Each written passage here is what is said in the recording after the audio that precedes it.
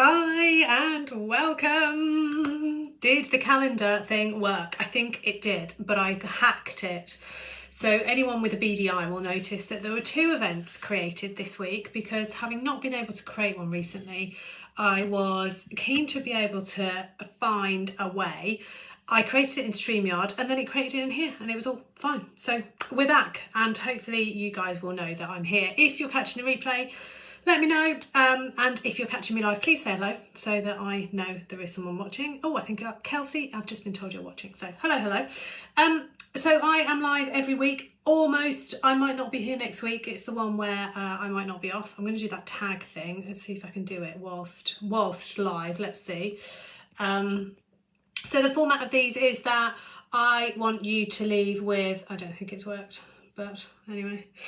I want you to leave with something that you can take away, something that you can put into place, something that moves your business forward. So quick intro, my name is Sarah, I am a visibility coach and I help specifically female coaches to get seen and get signed. What does that mean? It means to show up in a way that you absolutely love. Then you can share your message with ease and start to connect with and nurture relationships with people that you really want to serve.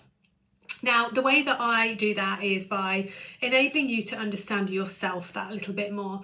And most recently, I've been incorporating sacred money archetypes into the work that I do, which is a profiling tool, effectively. So before we even start, I'm going to tell you, if you don't know your profile under the sacred money archetypes, when we're finished, I'm going to drop the link into my quiz, which you can go through, fill in for yourself, and you get the results immediately. And you find out what your sacred money archetype is. There are 8 in total, and you will hit a page which, hot off the press, only just launched yesterday. You get a little video for each of the archetypes, but more than that, you start to see how and where you can incorporate your sacred money archetype strengths and gifts into the way that you love to show up. I'm all about visibility, but it's got to be around you. Now, that leads us on to today's live. So we will be here for about 15-20 minutes and then you will be able to go and have a think about what we've done, and please drop me any questions as we go through. Again, if you are catching the replay, then that's fine, just drop the questions in. So how many times have you seen somebody's content, or maybe you follow somebody because they give you loads and loads and loads of stuff?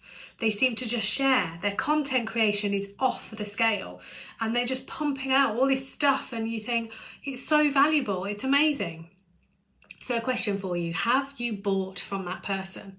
Have you invested in any of their programs? It might be a small one, it might be a big one. And are you following them because you have bought and you absolutely love what they do? Or are you following them because they give so much in their content that you kind of don't need to buy from them? So there's lots of coaches in my world, as you can imagine, and I follow different people for different reasons. And there are definitely so many coaches that fall into this trap. And let me tell you why we do. It's because we love to serve. It's as simple as that. You probably took yourself into a coaching or a therapy or a mentorship type role because you love to give. You really enjoy that delivery and the sense that you're helping people. So you take that into your content. Someone probably also told you along the way that the more value you give, the better your content will be. So you're creating, or maybe you're consuming somebody else's content from that place. You're thinking, oh, I've got to create all this amazing value and how can I serve my person better?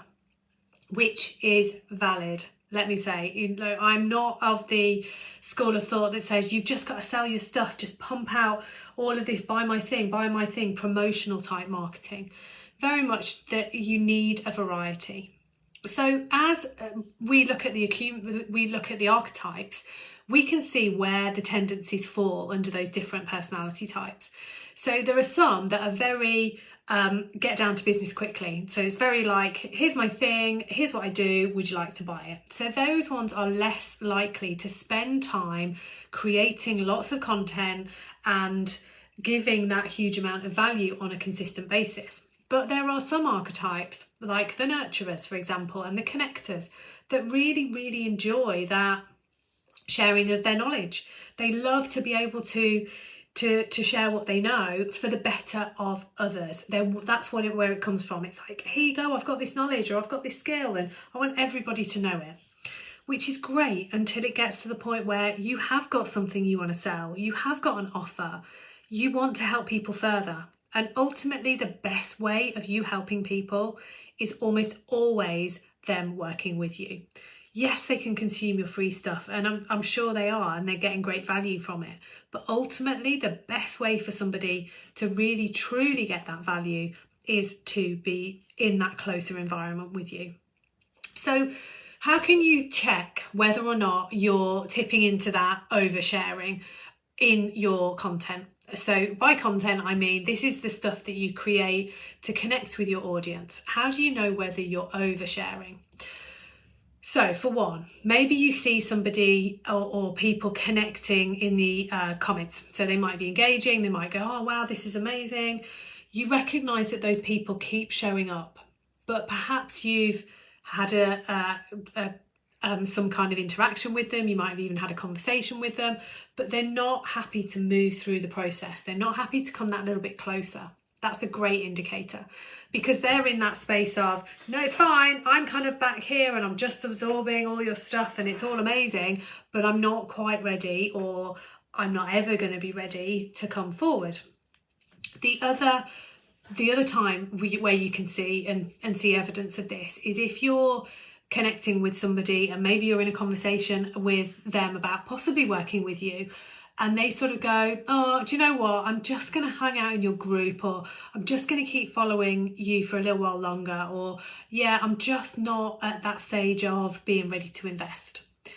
Now that could be a whole host of other reasons, but it can be because they're getting so much from you anyway, they don't really see the need. They can just absorb what you do and they feel like you're solving their problem.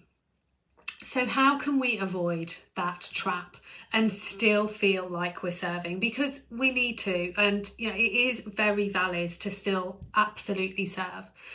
So I want to share with you a C acronym, S-E-E-I, C. Now, if you follow this and you allow yourself to trust that there is a place for each one of these posts, this content creation, you are still satisfying that need to serve, but you're also allowing the person to see that there's more, Okay, so what do they stand for? So the first S stands for sell. I know. As somebody who prefers to serve, wants to lead with value, it might feel like, oh God, I'm switching off. So stay with me on this, okay? The reason that is first is because we do need to sell. Now, selling doesn't always mean buy my thing. Selling can mean how can somebody progress? What else is available? How could they move closer to you? Selling and making offers isn't always about, here's this thing I want you to buy. Selling and making offers can be, would you like to join my list? Or I'm doing a live next week, would you like to register for it? Or I'm going to be featured on a podcast, do you want to listen? Or whatever you've got currently that you could offer. So selling consistently. So this might be, you could use this format as being your weekly prompt, so that you have a post that is an S, an E, an E and an I. It could be that your content creation isn't that consistent or isn't that frequent, so that you could still spread these through. But think about how and where you're going to add that S. The next E, the first E, is to educate. Now this is not about giving them all your stuff. This is about really ensuring that they know you know your thing, that actually you are to be trusted, you are credible with what you talk about, you've got that experience that is really going to really make a difference to their lives. Now these can be little snippets, they don't have to be massive downloads of all the knowledge in your head. And it can be fun, like you don't have to educate in a dry way. I consider these as my educational posts. I give you some good value, I give you some actionable steps, and you go away understanding hopefully a little bit more about how to present yourself. So that is your second one, educate. The last two are the most important. And the first E is engagement. So think about how you can post in a way, how you can share something in a way that gets people talking. Now that might be because it's controversial. It might be because you're just simply posing a question and you're asking people to answer.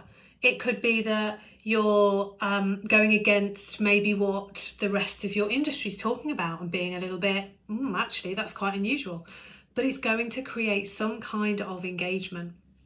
So again, consciousness. It doesn't have to be a long thing. It doesn't have to be an in-depth thing. It doesn't even have to be solely based on your topic. I've seen the biggest debate sometimes around like, do you like tea or coffee, or should pineapple be on pizza?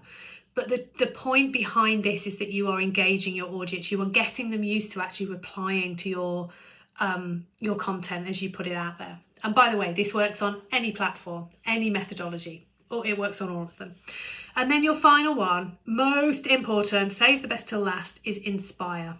Your eye should be inspire. Now, if you are creating inspiring content, how does that look and feel different to the others? So your inspirational content should be story-based. It should be telling and creating that feeling in somebody. It might be that you're telling your own story and you're sharing your journey or a little part of your journey. It might be that you're sharing what a client's doing or what a client's achieved, or something that you've seen in somebody that your solution has brought through for them. It doesn't necessarily have to be a groundbreaking, oh, this client's gone from rags to riches. It can be something in that moment that, they could see it, or they had that realization. Inspiration can come from the most real situations. So by giving people that inspiration, that's what appeals to the emotional side. That's what appeals to the decision-making side, and whether or not that person will consider investing with you. So you can see you almost build, you create your sell one or your offer one, which shows people you've got a business. You're not just sharing this stuff out of the goodness of your heart or because it's simply a massive passion of yours. You have a business. This is what you do. So you sell. You then educate. You're proving you know your stuff. You know that they know that you're credible in your field and you can be trusted. You then ask for some engagement. So they've started to do this two-way thing with you. They've replied, they've responded, and you've replied back, and you've continued that whole conversation piece. And then the final bit is inspiration. It's the inspiration that adds the fuel to whatever it is you've previously done. So by giving them that inspiration and saying, okay, so I've got something that you can buy if you want to buy. I've shown you that I know my thing and I know my stuff. You've educated. You've given them a chance to engage and get to know you a little bit more, and maybe being a human being rather than just constantly talking about your business. And then that final piece, that inspiration piece, has let them see that those results that you offer, the outcome, the desire that they truly have, is within their reach. It's real for them. They could do this. And through that inspiration, you have added that enormous rocket fuel into everything else that they'd already seen. If you miss that one, your content starts to look dry. It starts to look uninspiring by the fact that you're adding to that route for them. And you're saying, look, this is how you can use this knowledge that I have. This is how I can help you. This is the result that I offer. You can give them the proof that people like them are going to be able to get those results as well. So to recap, those 4 areas. C, remember C, you need to sell. Somehow you need to sell. There is no point in constantly sharing content. It just leaves people going, right, thanks very much. You need to educate in some small way. And this is educate about you being a good, valid, potential investment for them. This is about you knowing your stuff. Then you want to do something which creates engagement, ask questions, get them involved in a debate. And then the final one, be inspirational. Show them the results. Show them what it is you've created in your life. Show them how you're helping others. And allow all of those to come together in your content so that you're not overly heavy on one or the other. You are still serving. You are absolutely still serving. And you're still giving great value. But you're also allowing your marketing to work for you. So as I said, if you want to understand a little bit more about how your personality and your archetype could be influencing the way that you're showing up, then take the quiz. It takes maybe 10 minutes to fill it in. You get the results immediately, and you'll be able to see a page with lots of little mini videos on that tell you all about your archetype and how you can start to use that in your marketing. So go and have an amazing rest of your week. I'm not going to be here next week, but the week after that, the Wednesday following that, I will be back here again. So go and have a great week, and I'll see you really soon. Bye for now.